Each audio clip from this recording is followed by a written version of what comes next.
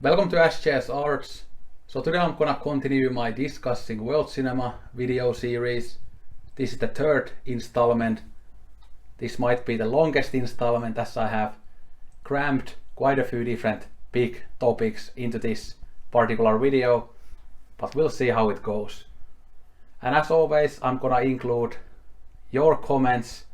I've gotten many great comments from few different people, so again, I'm very grateful for that. I've had lots of fun reading your comments and also replying to them, and this is also fun to talk about them in these videos. Yeah. But today we are gonna talk about empathy, which we've talked about a lot in the comment section and which I've also mentioned in some of the other videos. Then we are also gonna talk about why it is important to engage with great works of art and world cinema. Yeah, again, this series was meant to be only about cinema, but I've kind of noticed that it has gotten to the place where it's about kind of art in general, which is fun because again, I love art in general. I don't just love cinema. Yeah. And then we are also gonna talk about reasons that some people might have for not engaging with great works of art, and also some of the harmful things that might happen if you don't engage with great works of art. Yeah. But yeah, lots of big topics here, so we'll see how cohesive this video will be. It might be hard to make it cohesive, but I'm gonna do some brainstorming myself before getting into your comments. Although I'll try to keep this short, as again your comments kind of covered lots of the important ground as well, so I'll try to get to them fairly quickly. But let's start with why it is important to engage with the great works of art. I mean, that sounds kind of pretentious. Yeah. So again, we've talked about this concept of empathy, and art is a great way to increase one's empathy for many different reasons. So again, if we talk about world cinema, now of course in world cinema, if you watch films from many different countries, all the different continents, you'll get to see so many different cultures of the world, and you'll get to see how we are all just human. Again, someone who is in Japan might have the exact same problems as someone who lives in Finland like me, or someone who lives in the UK. Yeah, I think the works of Yasujiro Ozu are kind of great example of something that they are very Japanese, but they are at the same time very universal. So at the same time you'll get to learn about Japanese culture, but then you'll also be reminded of your own family. You'll be reminded of how maybe different your opinions are to the previous generations. And there are lots of universal things in those Yasujiro Ozu films, but again, they are also very Japanese. Yeah, so that's always very interesting. You'll kind of get to this point where your mind starts to be more and more humanist, when you just learn how we are all just humans, and yeah, we have our differences, there are different cultures, but again, our experience in many ways is very similar. Yeah. And you also kind of learn how to accept those cultural differences and things like that. Again, of course, you also learn kind of the bad sides of different cultures, although the bad sides usually kind of relate to the state and the government of those countries and not necessarily the people of themselves. Yeah. That kind of brings us to another great point, is that you learn lots about politics and philosophy from watching world cinema and from experiences and from experiencing art from different countries, because many of those countries are more outspoken about their political problems. And again, those political problems, while they often are very specific to their culture, to their country, there is usually some things that you can probably relate to with your own country and stuff. Again, for example, Finland, again, we are one of the most developed countries in the world, but we still have many different problems. So when I watch like a film about social exclusion from another country, I can kind of relate to it, because in Finland we have lots of problems with social exclusion. Many people kind of fall away from the society and they just become recluses and they don't really have a good future ahead. Yeah. So that's, for example, a topic that, again, we have a very specific type of social exclusion here, but a social exclusion in another country might also kind of inform us what we should do about it, and also show that it's not just specific to Finland, but it can happen in many other parts of the world as well. And again, when you see those kind of critiques of the state, the government, authoritarianism and stuff like that in other countries, even if you live in a kind of a quote-unquote freer country, you can kind of see how you definitely should be skeptical about the people in power, even if you live in a better country, from kind of seeing from other countries where political power can lead to if it's taken into its extreme form. Yeah. And again, this type of empathy and learning about different cultures, it's not just about kind of different countries. Again, if you can also kind of watch, for example, queer cinema, and you can learn about queer people and become more empathetic towards queer people when you watch films like Paris is Burning or Moonlight. So you can kind of gain empathy from watching just American films as well. But there's also a very specific type of empathy that you can gain from watching world cinema when it's different cultures. But of course there are different cultures inside of a country as well. That's what I was trying to say. And obviously there's also this idea of social class. And if you only watch like mainstream American films, you probably won't kind of get to see many films about class, at least ones that really explore it in a profound, more deep manner, especially because again America is all about American dream, it's about capitalism, and again it's the elites making those films, so they don't want to make films that are very critical of the economic elites and the political elites. They rather make films about the American dream and then kind of brainwash you into thinking that absolutely everybody can become rich and can become successful if they just work hard enough. And again, that's just manipulation. Again, the American dream, it can work for some, but it definitely doesn't work for all. And if you think it can work for all, you are really naive, I'm sorry to say. Yeah. And that kind of brings the issue of propaganda into the picture that some people mentioned in the comments as well, that I think Nazarene Broad mentioned it, that again, if you just watch films from one country, you'll only get this one world view, one political view, one philosophical view, and it's really hard to kind of change your own mindset then if you are just exposed to one type of mindset. Yeah. And it's also very easy to kind of get manipulated if you just are fed American propaganda day after day and never kind of get to experience anything else. Yeah.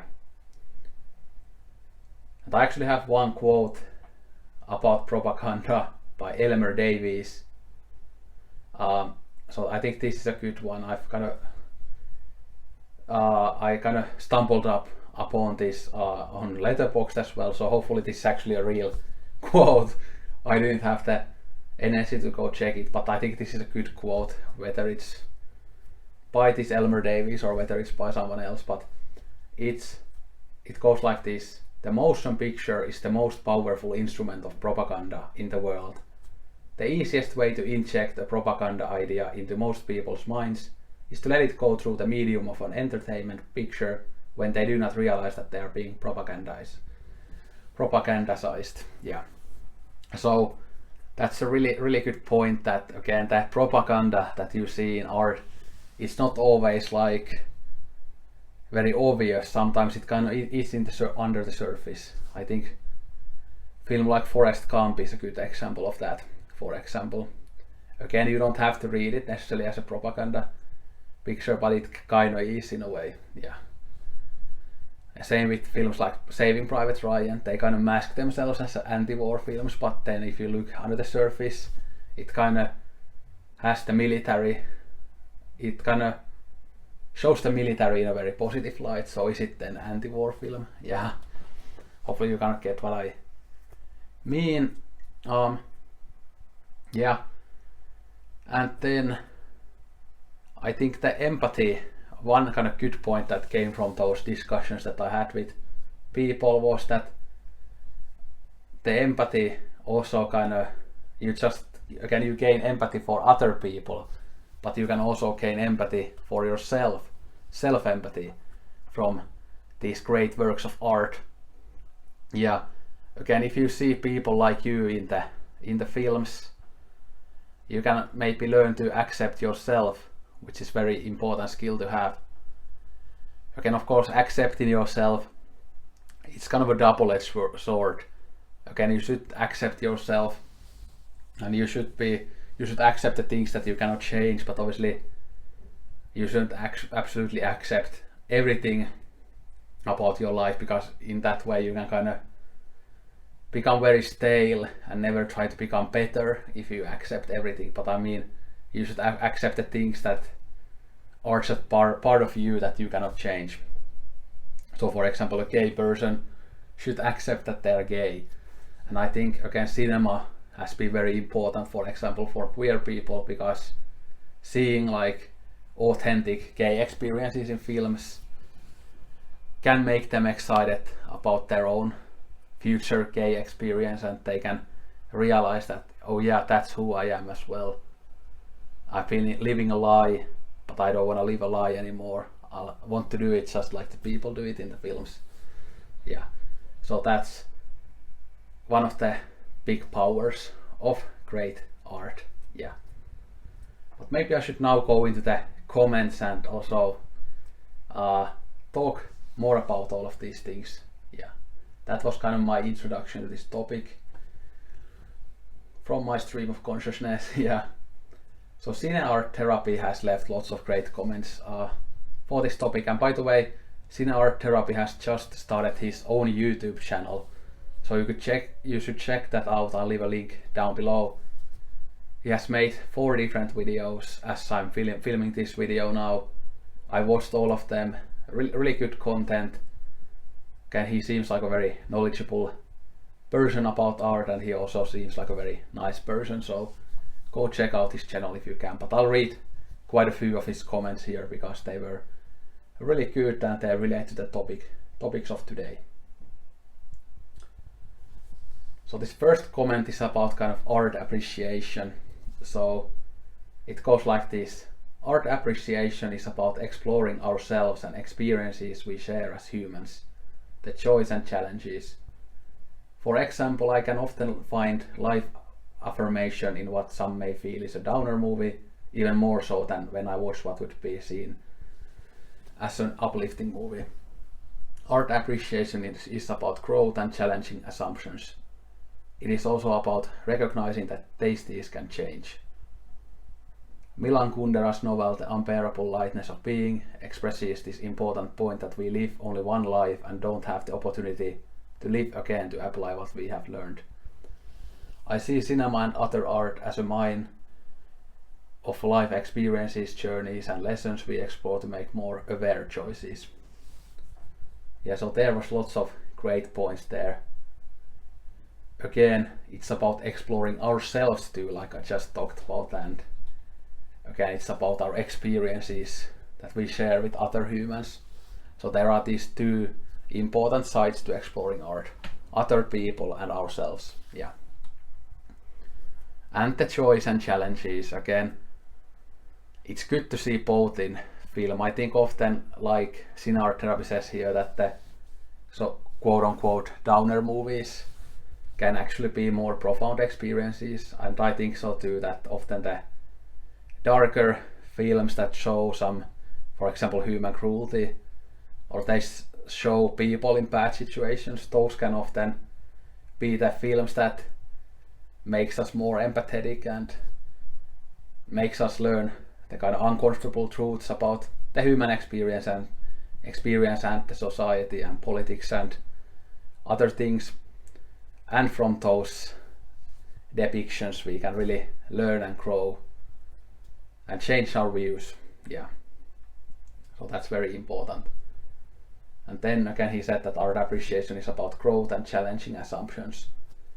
Yeah, you can really grow as a person, and you can really again challenge your own views. Again, I'm a person who, again, I've never liked to live in an echo chamber. I always like to, for example, in politics, I like to follow conservatives, I like to follow leftists, I like to follow libertarians. Again, sometimes again the people who think very differently than me, again, it can be fucking annoying to read their thoughts if I find them like really stupid and stuff. But I think it's still like very important to kind of try to understand other points of view, even if they are completely ridiculous.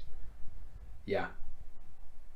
And again, I've changed my beliefs quite a few times in my life.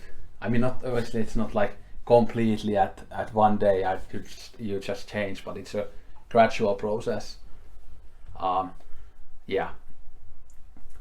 And you also said that we again can then make more aware choices when we experience these great works of art. Yeah,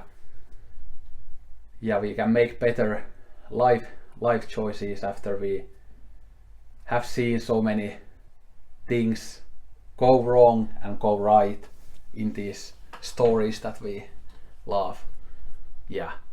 Again, while again this art it's fiction, but still it can say so much about the real world experience as well, so we can take advice from fiction as well. Yeah. Then CineArtTherapy continues that what you are saying about art helping us accept things about ourselves and things we may not be able to change rings so true. The hardest thing to learn is to have empathy for oneself, and honestly, it's seeing films of different perspectives that really began building this capacity within me, and then flows a greater sense of self-acceptance, like you said. And then also in another comment, he said that so it makes sense that art is your solace and refuge, and you want to explore places it can take you. Yeah, and this also reminded me of a point that I was also gonna make. Again, relating to one's experience with empathy.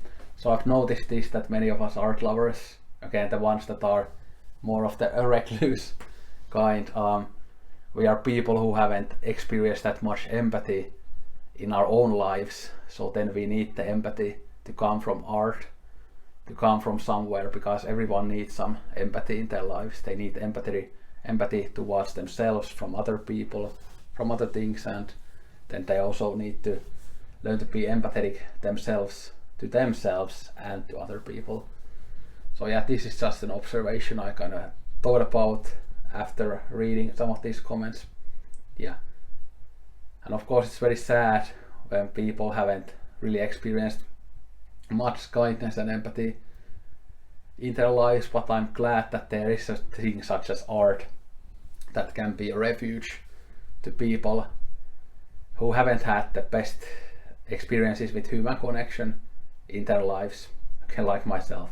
So yeah, and of course there are many people who live completely normal apple pie lives who are also into art, and for them this point maybe isn't as relatable, but I think from what I've kind of experienced and seen in the internet, in the art discourse circles, is that many art lovers are kind of those sad, quite lonely people who just struggle to find any kind of connection in life. But art can help those people to deal with those difficult emotions, and that's what it has done for me as well. Yeah. Then I think there was another good point about here somewhere. So here, I just thought of something else. I love this topic and it is subject matter I connect with deeply. So your point on connecting art appreciation with intellectual fortitude as problematic is an important thing to raise for another reason. Some art attempts to communicate the inexplicable and the visceral, therefore over-intellectualization becomes a hindrance, not an aid. Hence, films that on the surface appear to make no sense feel like they make so much sense when you feel them in a more intuitive place. So I think that was a really great comment, and I think this kind of reminded me of the works of David Lynch that can be very incomprehensible, but you just kind of have to let yourself go when you watch those films and not overanalyze them, and you just need to feel them. A film like Twin Peaks, Fire Walk with Me, again, it has those weird Black Lodge scenes and stuff, but it's a work of great empathy, and it explores human trauma and the really negative sides of human experience in that film. And again, that's a film that I think can really enrich us emotionally if you just let yourself feel that film and not just look at all the small details, the Black Lodge, what does this mean, but rather just feel the film in all of its visceral emotions, and I think that will definitely enrich you a lot. Yeah. And of course Tarkovsky himself also said something like that. If you are analyzing my films, you are doing it wrong. You should just let yourself go and feel the films and not like overanalyze them. Yeah. Then Nazarene Broth left some great comments that are kind of about different things than the previous comments that I just read, but these are very, very important ones, so I'll read them now. So Nazarene Broth says that I think a lot of the snobs and anti-snobs are essentially tribal people, so we're kind of going back to that topic. They need to be in a group they recognize and will strike out against others who threaten in without have the ability or bravery to question themselves. They are comfortable in a rut, and that's why so many come across as dull. No sense of humor either, or curiosity, or have the fun of trying to work out something that may make them uncomfortable. Both sides are equally as tedious to me. So I definitely agree with everything that Nazarene Broth said there. Again, this point about tribalism is very important. Again, people are very tribal animals, unfortunately, which kind of annoys individualists like me. Again, you should always be ready to question your own group as well as other groups. You shouldn't just be too comfortable with your beliefs. You should always be questioning yourself. It's good to be a skeptic. It's not good to be a conservative with these kind of rigid ideas about everything, and everything has a black and white answer. Again, that's a very toxic mindset. You should always be questioning. You should always be ready to change your mind if you hear a better argument or if you experience something new. Yeah. And again, if you learn to actually be very open-minded, it isn't as uncomfortable anymore to hear different viewpoints and see different experiences and experience different things, because you kind of get used to it then. Yeah. It might feel very uncomfortable at first, but it becomes something less uncomfortable later on. Yeah.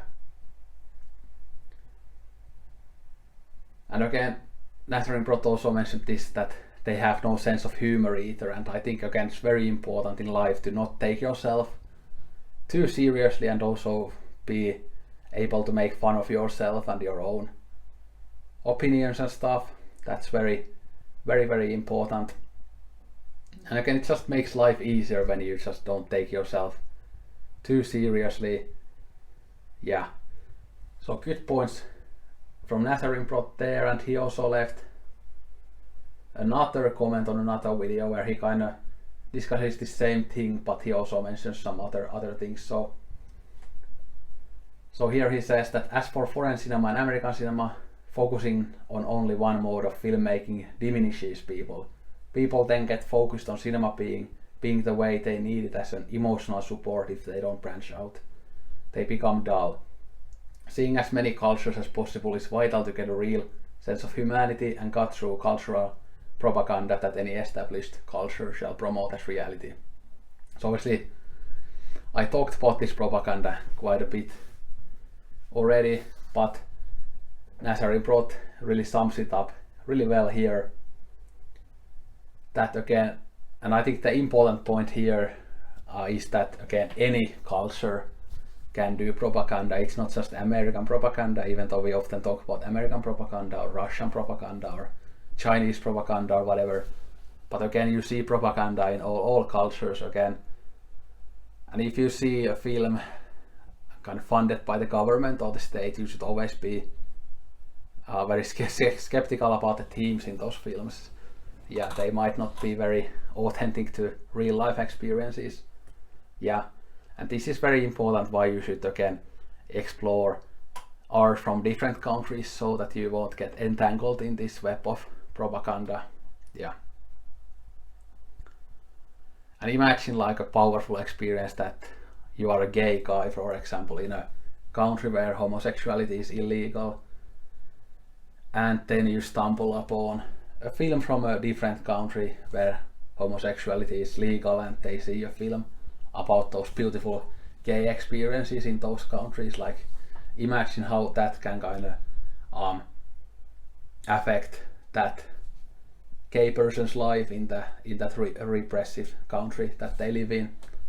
So that's kind of a good example of this, why or how powerful it can be to cut through that propaganda and explore different cultures that are different to you. Yeah, I mean that's kind of an extreme example, but there are many cases where we can make examples like that. Yeah. And again, Nazarian here also mentioned the emotional support, that if you just always watch the same thing, everything just becomes very comfortable, and you just use it as turn your brain off and never challenge yourself, and it's just emotional support only.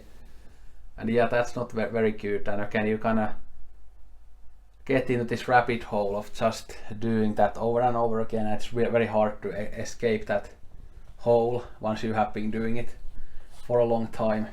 Yeah. But yeah, great comment from Nazarian there. And then last time I read this comment by Tony, okay, one of my favorite viewers. He comments on pretty much every video. He leaves always great comments. Again, he has a very similar approach to art, I feel like, than me. Always feel this kind of camaraderie when I read his comments. They're always a highlight of making videos. So thank you, Tony, for leaving all these great comments. Yeah. And Tony is again someone who likes art in general. He loves many different art forms, and he also is into politics and philosophy, so he has very good takes about these topics. Yeah. But I read this last time, but I'll read a kind of shorter version of this because Tony mentioned kind of what great art can do to a person. So he said that art does wonders for empathy, sensitivity, emotional enrichment, and a more refined, sophisticated sense of beauty. So there's the big word empathy mentioned again, but also sensitivity and emotional enrichment. So it's not just empathy, but you can really deal with all of your emotions, your whole mind, by exploring great works of art. And you can become more aware of your emotions. Maybe some of them were kind of repressed, but when you kind of see people in films having those same emotions, they can really open your mind to yourself as well. Yeah. So those are great points. Yeah. And again, emotions are very important, and the beautiful thing about art is that you can have both a kind of more emotional connection with it, but then you can also analyze it from more of a kind of reason-based, rational-based approach. So there's so many layers to art, which makes it kind of endlessly fascinating thing to explore.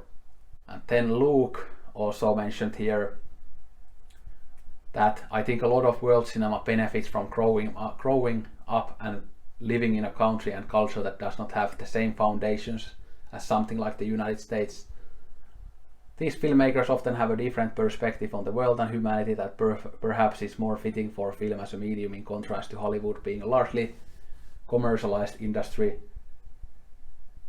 Yeah, I think that again the point about Hollywood being a commercialized industry is very important, like I talked about earlier in the video, that you just won't see some topics covered in there because the films need to make money. They need to kind of follow many trends, and again there are like fucking marketing departments deciding what should be done in those films and stuff like that. So it's not authentic, it won't be deep, it won't give you emotional enrichment because it's just made by corporations, and the only reason to make those motion pictures is money. Yeah.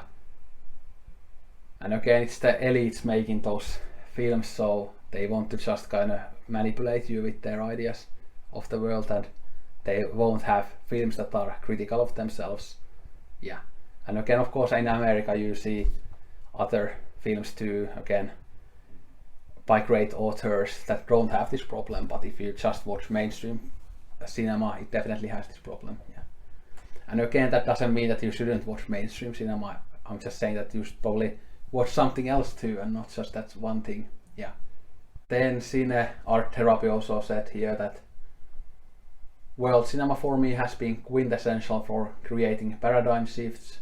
When one watches cinema that tends to share certain philosophies, mindsets, and approaches, one can end up believing that those are the only possibilities for life experiences. Yeah, that's a great way to sum it up, and that's again what we have already also talked about. Yeah, good point. Then I'll end with two comments. So one was from Soiteroning and other one is from Neil's movie channel.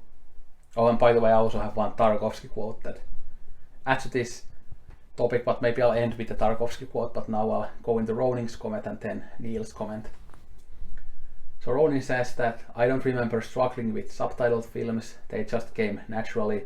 You like what you like, but world cinema has shown me things that I would never have seen through mainstream English language films.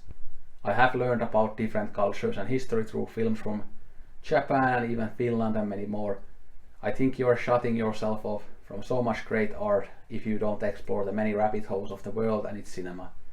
And who knows, the USA might not be as insular if they watched Funeral Parade of Roses, which is that great Japanese queer film that I have on the shelf. Again, it's that pink one on the second shelf, maybe you can see. I think I had it on the background on another video of this series, but anyway, so there are really good points here. Again, especially again the US again has, you could say, lots of problems with empathy in many different ways. Again, there's lots of hate for queer people there that you see every day if you follow social media. Again, like I said, I don't live in an echo chamber, so I kind of force myself to follow that shit every day, and fucking hell, it can be painful and annoying sometimes, even though I have a very thick skin, but definitely it can hurt sometimes when you read the bullshit from those nut jobs. But yeah, and again, there's lots of anti-immigrant sentiment both in America and in Europe. That's very toxic, and again, people who share those sentiments could really use some empathy. Yeah. So yeah, I think again, if more people were introduced to world cinema, more challenging art from a very young age, I believe there would be less hate in this world. Yeah. Again, many of these ideas, like this kind of extreme patriotism and these different forms of hate, they are so toxic, and I think something as simple as just exploring art could help with these big topics. Although again, I'm not that naive that I think that all of these people would be cured if they had been watching great art when they were younger. But maybe some of them would be more open-minded and better people if they had experienced great works of art when they were younger. Yeah. So really good points there. And again, Soiter Ronin also mentioned that he has learned lots of history from world cinema as well, so that's true obviously. Although of course you should also read history, not just experience from experience history through art, because obviously the art isn't necessarily the kind of more authentic representation of history, but it's a good way to get ourselves familiarized with history. Yeah. Then Neil left a fairly long comment, a really good comment, and he again mentioned the xenophobia, so we'll get into that a bit now, but again I don't have that much to say about it in the end. So he says that as with others, foreign movies just came on TV when I was young and we watched them and built interest from there. My earliest memories being the likes of The Red Balloon, Pater Panchali, A Punwal Season, La Belle et la Bête, and Le Jeu Indéfini. I think I've maintained a healthy interest, but still there are so many directors and genres I need to explore. I still feel very ignorant despite my age and enthusiasm. Do not have any interest at all in seeing films that represent different countries, cultures, lifestyles, perspectives and experiences seems desperately sad to me, and likely in some cases plain xenophobic. There's a generation now that won't watch silent movies, won't watch black and white movies, won't watch subtitled movies and won't watch old movies, won't watch foreign movies and won't watch movies with a low Rotten Tomato rating. Which probably still leaves enough movies that you could watch in a lifetime, but I just think it's so much more positive to widen your scope as much as possible. Even a mainstream action or horror movie will likely have some influence from something that came before, and you can enjoy the film all the more and when you can appreciate the homage or reference. Yeah. So again, I think there is definitely this xenophobic and racist element in play there, although I definitely want to say first of all that again, I don't think all people who don't watch world cinema are racist or xenophobes. I think that would be too ridiculous to say, because lots of things here are just lots of the thing there is just the sheep mentality that many people have, that again they just consume things that are marketed to them. They don't really think with their own minds necessarily, they just go with the flow, go with the mainstream culture. So obviously you don't see the world cinema in the mainstream culture, so they just do what it is popular, and then it becomes this never-ending circle of always doing the same thing. Yeah. So I don't think all of them are racist, but I think many of these kind of people who are already kind of film buffs, but they refuse to watch world cinema and they say, I just cannot watch films with subtitles, foreign films are torture, and things like that. I definitely think there is often some kind of a xenophobic element there. And again, like I said in one of the other videos, is that again, if you say that again all foreign films are boring and stuff, there's just a very big implication that you think that other cultures are very inferior to your own culture, and obviously that's racism. Yeah, that's xenophobia. Yeah.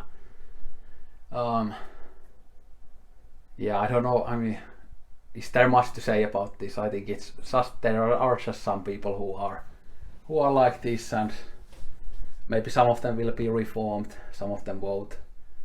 And yeah, again, reading subtitles while watching a movie, you can do that if you can read.